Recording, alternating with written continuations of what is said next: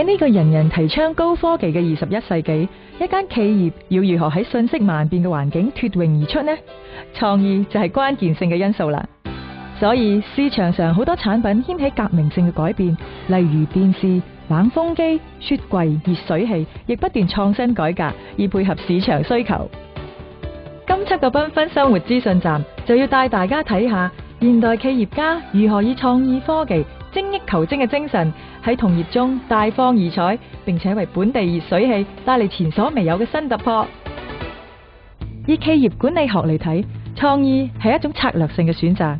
講到呢一點，我哋嚟睇下現代企業如何把握市場趨向及潛能，並以創意科技推出適合本地市場需求嘅熱水器。喺90年代，建築業發展蓬勃，但係有好多住宅區居民經常面對水壓問題，而呢一個水壓問題就成為熱水器商家嘅一個商機，因此就開始咗多項產品研究發展，而帶嚟大馬首創備有 Built-in Pump 同 Fuzzy Logic System 熱水器。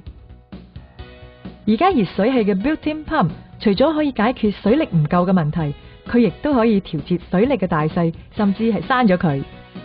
而 Fuzzy Logic System 就解決咗水太冷或者係水太熱而被辣親嘅問題。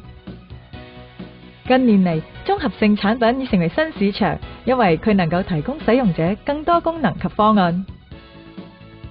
就例如新一代手持花灑，不但只給我哋沐浴嘅方便，同時亦可以隨意依照個人需要選擇不同嘅噴灑模式，從中增加生活樂趣。除此之外，創新嘅產品包裝亦係經營策略嘅重要一環。多種色彩配合唔同要求嘅生活品味，提供消費者更多選擇，認真內外兼美。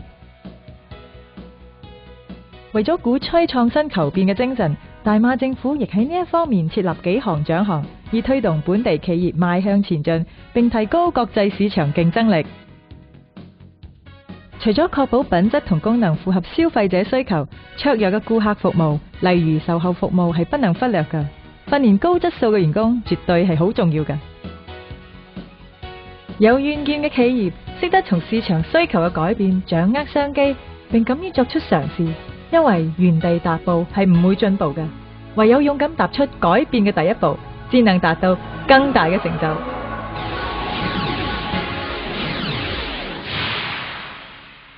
歐花新一代動力熱水器橫掃4大獎項，品質保證。歐花新一代動力熱水器，與眾不同嘅熱水器。